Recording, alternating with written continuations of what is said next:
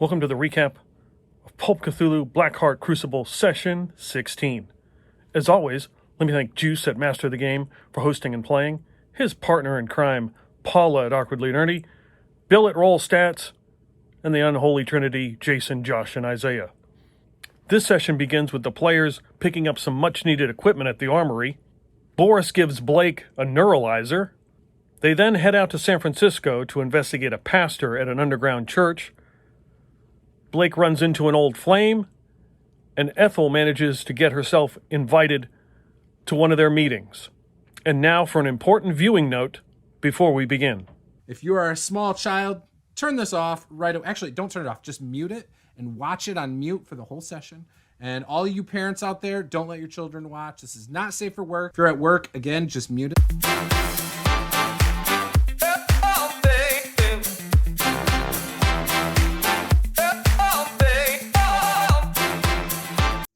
Why do we assume we're going to shoot our way into everything here? Because we're good at that. Hey, Boris, why don't you take me over to that armory?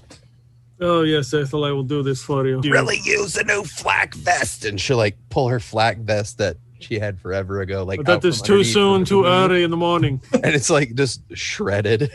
Just wear loose-fitting clothes. That's another perk of the moo-moo. Where do we get our uniforms? There is no uniform. What do you want to stand out? That's kind of the whole point, is we're not supposed to have uniforms. I'm going to lean into Boris and be like, Ethel really needs a uniform. I mean, I don't disagree with that. Could we just like say we have uniforms and like force her to wear something that like a pantsuit. At least covers up her britches, so when she walks over like those steel grates and the wind's blowing up, we don't see it all. There have been times we've climbed ladders in helicopters and there's lots of wind. I'm just saying it might be a good idea. There's a helpful smile in every aisle. Well, I'm going to need about 15 40-millimeter incendiary grenades. You find 7. What about incendiary rounds for my 45? He hands you 5 rounds. All of us could really use some protection, like some bulletproof vests or something. He comes back with a box and drops it in front of you. I found the 4 vest. So when you pick up the flak vest, they are all neon violet. Got any 45 ACP rounds laying around?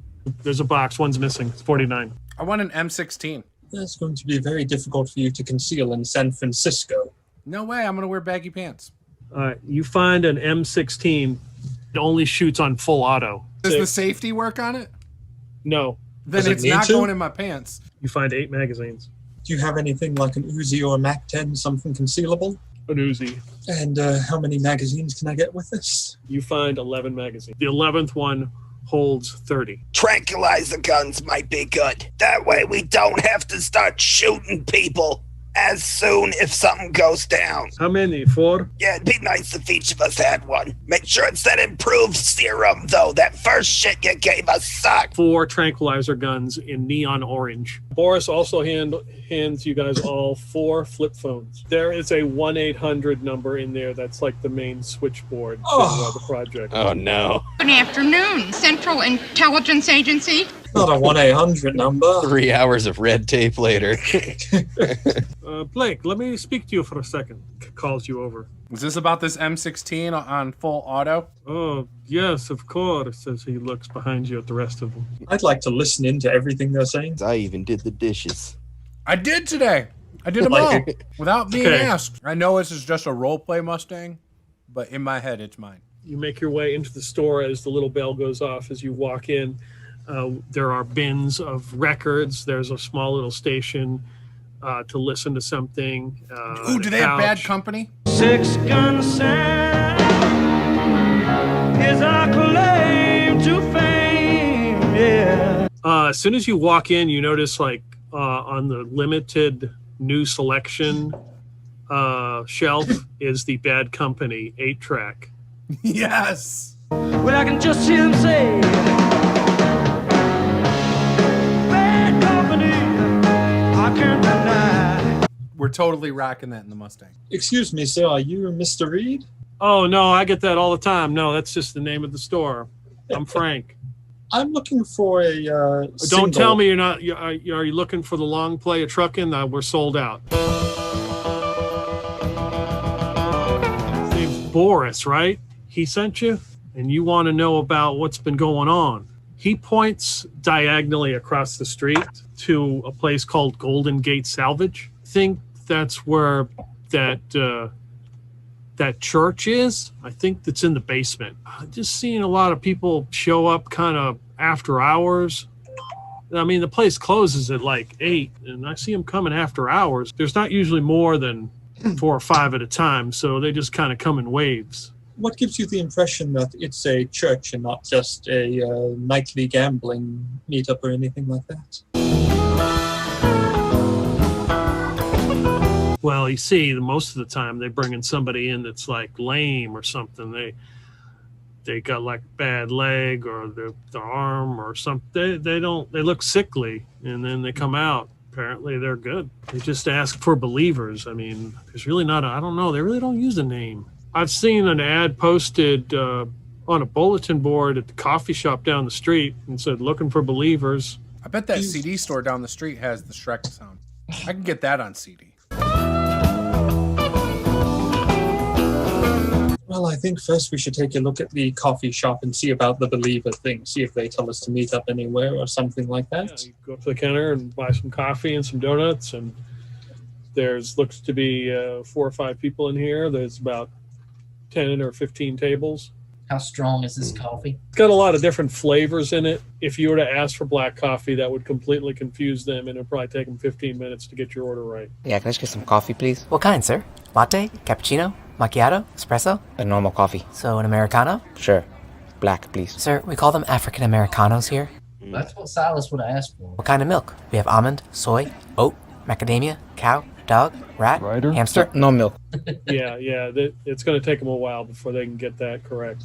Get me a coffee, a normal coffee. None of this white people shit. Do they have a notice board in this coffee shop? Yeah, there is like a local bulletin board, someone, and then there's a little notice that says looking for believers, sick or lame or heartbroken, and then it just says January 7. So, Dr. Malcolm, I'm kind of looking at this here flyer for these believers, and I think they might help with my mesothelioma. Oh, you're that desperate to get it fixed, are you? Well, I don't think you said I don't have very many days left, Doc. I mean, could probably count them on just my 2 hands. You're probably right. Do you believe? It says here you gotta believe.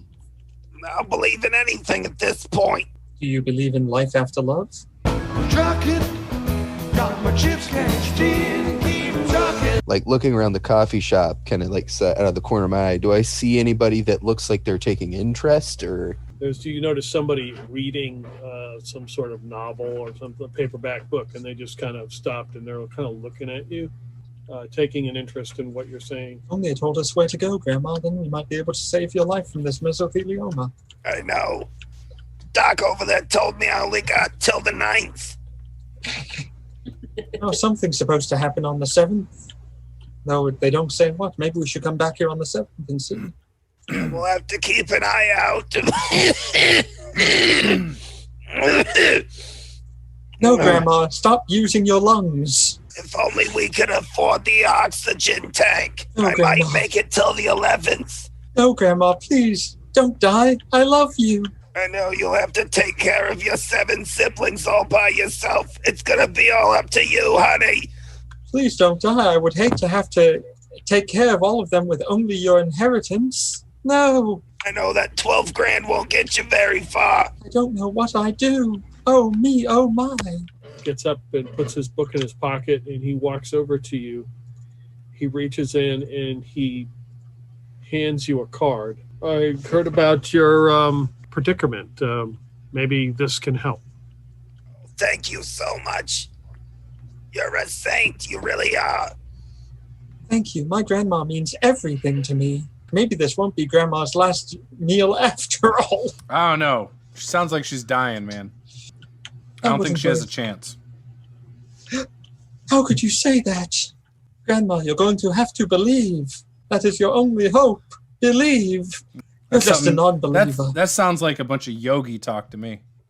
Give up, Yogi? Yogi, give up?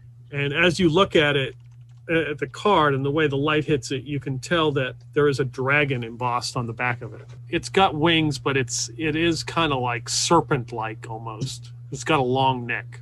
So I guess more closer to a Chinese dragon. You can stay at the Pier 39 motel if you want. Oh, you get like the presidential suite. What about Holiday Inn? 2008, that song was a hit. Here's a neon light flashing my kids on Main Street. You took and it's on the same street. $39.99. Oh, hell yeah. I have friends. I have friends who are married. And trust me, I am not trying to get bogged down with that drama.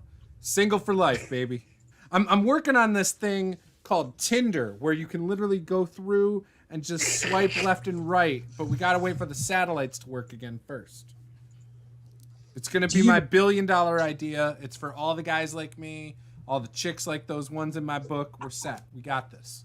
What nerd did you beat up? It's going to come with free birth control. Yeah, Blac he's 31 years old now, remember? So he's like, you know what? This is midlife crisis time. I'm just going to eat whatever the hell I want. My wrestling career's over. I'm 31. I'm almost a senior citizen. Look at me. I'm wrinkling. I'm aging. I got that, what is it called? Crow's nest thing. What about a AAA discount? I am a former / current Latin America champion. Give me a luck roll. 74. I failed again. No, don't watch wrestling. Can I push it? Of course you can always push a roll. Still not good enough. What do you do to push your roll? I pulled the belt out that I won on the cruise ship. I'm like, see? 7-foot trophy. Pulls his pants off. Yeah, you pull the belt out and your drawers fall off. Look, you have to know who I am. I am the Grim Peeper. Everybody was talking about it all over the place. It was on the news as like a funny ha-ha thing. Name one person who was talking about it. Vanilla Ice. How about room number 5? And he pulls it back and hands over number 5. He's like, here you go. Yes. I turned to salesman. Mambo number 5. Dallas got a soft machine. Houston. You hear footsteps coming down outside, coming up the metal steps to the second floor. I roll San Francisco police. I slap salesman in the head and I say, go get the door. Silas is going to get up, put his money back in his hat, put his hat on, make his way over to the door. How you doing now, officers? What can I help you with? Yeah, we heard that there was a disturbance, some kind of peeper around. Apparently they were in the lobby and taking their clothes off. The night attendant was kind of disturbed by the whole thing. I haven't seen anything like that. Grab my wrestling mask and I put it on real quick and walk over to the door. And I'm like, you say you were here to see the Grim Peeper? Nice to meet you. I'm in just my underwear. It's not like I'm in my BDSM getup with the zipper pouch on the front. Look, Mom, I'm eating my veggies. Chew in your mouth closed! So what you doing in town? Got a show tomorrow. Down at the, what's the name of that? I think it's called The Warehouse. I don't know. This is my driver over here. He's supposed to take me. He knows. All right, big shot. Why don't you go back to bed? I'll talk to these gentlemen. You know how these famous types are. Yeah, no kidding. We get a lot of them rolling in here. So there's no like warehouse around here. Is he on some kind of medication or something? Is he off his meds or? He's not really on any kind of medication. He really is a wrestler as far as I know. You know how it is with this type. Always at the gym, taking all that shit. Big muscles everywhere except where it counts. Just keep him away safe distances from schools and other public events if you could. We'd appreciate it. Well, you keep it down out there. People are trying to sleep. Hey, Ethel, I've got the baby oil if you want to lather me up. I'm ready for my photo shoot. I'm 31 now. I'm almost in your age bracket. I sit in my folding lawn chair out in front in my wrestling gear. Outside the beauty parlor? Yeah, why not? Who is the person outside loitering? I think he's a panhandler or something. You know how they get. He's probably a homeless bum looking to go ahead and attack the people as they leave to take their money. A van pulls up that says Golden Gate Salvage. A woman steps out and opens the sliding door and starts grabs a box of stuff and turns around, starts walking and looks at you again. She's like, Blake? Blake James? I'm Carol. We dated once and you never called me. I take the mask off, revealing my wrinkles. Just moved back from Las Vegas to help my dad with his salvage store. So what are you doing in town? Oh, wrestling show. You been wrestling at your age? I mean, how old do you think I am, Carol? Well, I wouldn't expect 40-year-olds to wrestle. Who's your friend, Blake? Oh, this is Carol. Is there like some people that rent out your place at night? Some kind of church or something? No, I don't think there's any kind of church. Dad never told me anything about no church. We just saw like a bunch of people going in there last night, after hours. I was there till like 8:30. Nobody came in. This guy gave me this card. Yeah, I don't know anything about this. Well, I think we should be skedaddling now. Sorry if Blake's bothering you. He can be quite the pestilent one. Ethel, we hooked up. No, we most certainly did not hook up. I ask her if I can come in for 2 seconds. I just want to talk to Carol for just a second. While I was in there, you guys could see through the window a large flash, like I took a photo. A couple minutes passed after Blake comes out. You guys are talking, and she comes back out. Blake, it was great to see you again. I really, really wish I didn't break it off with you. It was really a mistake. But hopefully, while I'm in town, we'll see each other. And then she looks at I have the wrong number for you, but... yeah. So, and then she looks at the three of you and is like, you shouldn't be so mean to Blake. If you come visit, don't bring your rude friends with you. Oh, don't worry, I won't. She gives everybody the stink eye except for Blake, and then gets in the van.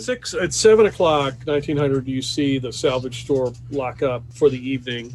They get into the van that you had seen earlier and drive off. You see 3 people now are in front of the salvage store. Yeah, Ethel will get out of the car with her fur coat on, like kind of shuffle up to the door, trying to look as pathetic as possible. Got a stethoscope pressed to her back, listening to her lungs the whole way. You can see a door in the back open because the light comes out, and you see a figure walk up. At that point, you can hear a car come down the street at a fast rate and stop, like pull up on the curb. It's the van, and you see Carol get out. What the hell are you doing here in front of the store? I try to duck off around the corner so she doesn't see me. The other people are just kind of looking around, like kind of nervous, and they leave. Nobody has come to the door and unlocked, and as you look again, he's vanished. Well, perhaps you should investigate why there is someone using your facility then.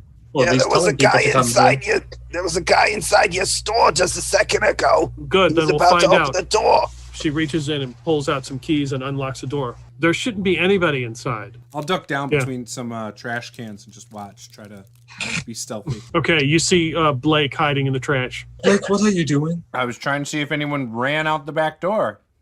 That's a good idea. A stack of tiles, a purple cloaked figure, like hiding, trying to hide behind it. Come out from back there. It's a younger man, probably in his 30s. I mean, not like Blake's 30s, but he looks like a youthful 30. We're doing a bag and tag. You gotta get to a most secure location. I was going to shoot the guy with the trank gun. You shoot him in his left arm, and he's like, oh, and you see his eyes roll back, and he just collapses to the ground. Catch him before he hits his head. Carol has turned and run. She runs up to the desk, to the counter, and gets on the phone, and she starts dialing. Ethel's going to walk up and push down the thing. We need to get the police in here. There's an intruder. No, honey. We're with the CIA. We've been tracking these fellows for quite a while. We appreciate your assistance in this capture, but we do have questions.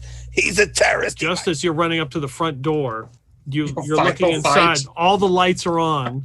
Carol is there, and Ethel is right next to her, and she's got the phone receiver in her hand, and she sees you, and she goes to hit Ethel with the phone. I'm going to push the roll. That's a crit success. Yeah, you just knock the phone, the receiver right out of her hand, and the phone just goes off the counter and crashes to the floor. I walk up and put my arms around her and start pulling Carol away. Pull the car around to the back door. We got a suspect to interrogate. I'll pull out my neuro thing and flasher. Nothing happened here. You realized you forgot something here. You came back in, and you tripped over the plunger that was plunged on the floor because you accidentally dropped that earlier, and you hit your head. What was something about this? I hit my head, but I had thought like there was was somebody in here? Something about the CIA? You must have hit your head really hard. I mean, well, here, lock the front door. Let's go. Isn't that your friend's car, whatever that is? Yeah, they did, drop me off here. So, but weren't you driving a Mustang? Yeah, but they dropped me off here. My car's but where's Motel Pier? No, I mean, can I drive the Mustang? No, come on, that's off limits, especially when you have a concussion. You can't drive a car with a concussion. Maybe I should call the police. I mean, when she says that, I flash her again. You hit your head again. You ran into the door. You were ready to go back to your place, and we were just gonna sleep, and that's it. You want more, but you don't want to push your boundaries with Blake. Blake just wants to sleep in a nice bed, and you want to accommodate that and maybe get him some food, nice sandwich, maybe a beer, give him the remote to the baseball game so he can watch some baseball. That's it. That's all. That's what's gonna happen. I owe you some food, don't I, and a beer? I'm sorry, Blake. Yes. Gets in the van, goes and drives to the sandwich stop down the street, World Aquarium, and it's currently shut down. But that whole area would be secluded. Did the salvage shop happen to have any salvaged, large area rugs? Of course. We'll roll him up in one of those before Bonnie loads him in the car. Yeah, that way we look like we're just people, freshening up the place, Grandma, do we have any idea how long these tranquilizer dots last for? Not a clue, but Snake, go get some of that really old coffee. The motel's just across the street there. Oh, okay. Snake's going to try to get into the lobby of the motel without drawing too much attention and get a cup of coffee. I'll just get a cup and go.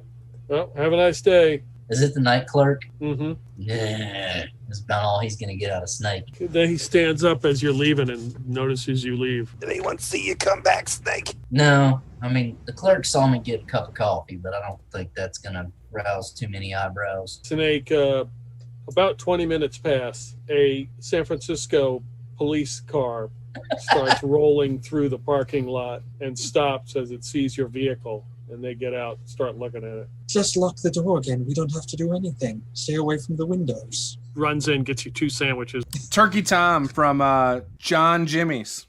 She gets a case, she doesn't want to run out through the streets to this Victorian house. Is her dad sitting in his reclining chair that actually does recline with the remote control. She walks over, grabs the remote control right out of his hand, hands it to you.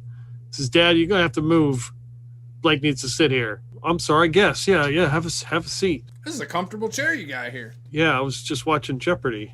Yeah, we're going to watch the baseball game. I'm a pro wrestler. Really? Yeah, very successful. Tag team, Latin America tag team champion of the world. That's an impressive title.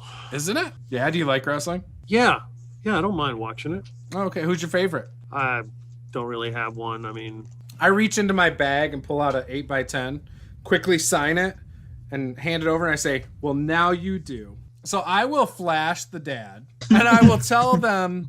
Both of them at the same time? Yes. Okay, right, as you're, he's drinking the beer and eating the sandwich, and she comes over to say something. My glasses are on, everything. You guys invited me over to watch the baseball game. It was pleasant. You are huge fans of me as a professional wrestler. You are committed now to supporting me wholeheartedly. Anytime new merchandise comes out, you're buying it.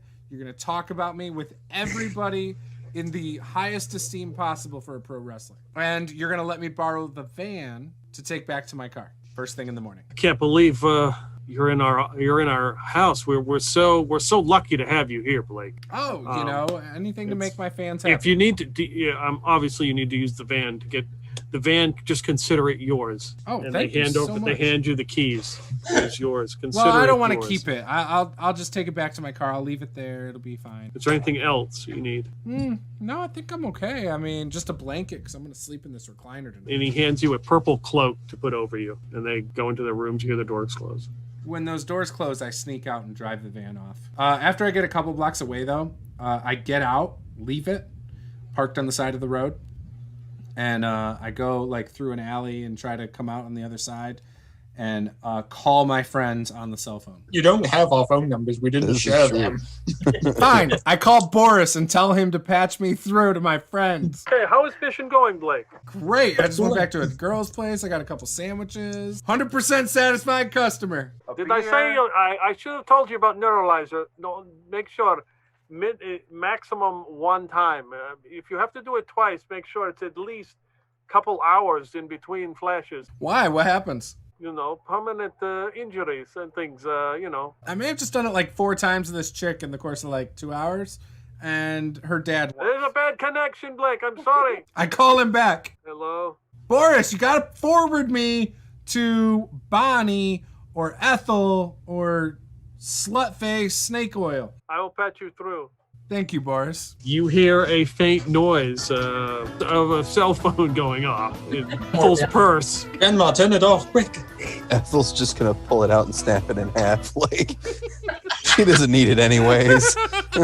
She doesn't know how to turn it off. Like, Ethel's an old lady. She doesn't know how it works. All right, so as you get in your car and you're about to pull out, 4 San Francisco police cars fly past you with the sirens on, headed towards Pier 39 Motel. You're driving, you can see the cop cars ahead of you, and they don't go to the hotel, they go to some, it looks like an aquarium, and it says closed, and they start to drive into the parking lot, and they're like lining up around the parking lot. I'm just gonna stay in my car for now. See if they come back. I have a car and money and a neutralizer. I can do anything. The world is my oyster. Backed in so I can see what's going on at the aquarium. You two get ready to move with the body. I'll distract them.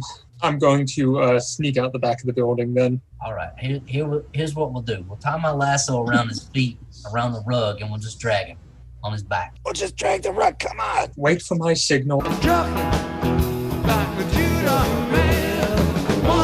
And you'll know when to go. Don't bring his body back to the car. Hide him somewhere here for the time being, then sneak back to the motel. Because they have our license plate, so they'll know that we park there. If anything happens, we can pretend like, oh, we didn't know that wasn't the correct parking space if we have to.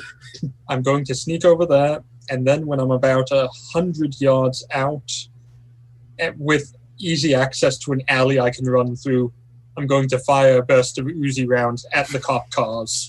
Not aiming for the cops, aiming for the cars. I'm also shooting at the Cadillac's tire with a couple of rounds as well. The cops scatter, taking cover as their vehicles are hit and tires are blown. Blac, you hear gunfire. Whoa! Ethel and Silas, you're dragging this body, and then the next thing you know, the body begins to wake. His head kind of pops out, and his eyes open, and he has a purple glint in them, and he says, Living on reds and vitamin C and cocaine. All a friend can say is in the shame. don't worry, Karameshva will save us. Who all knew about the neuralizer? We're going to end the stream right there. Bye, guys.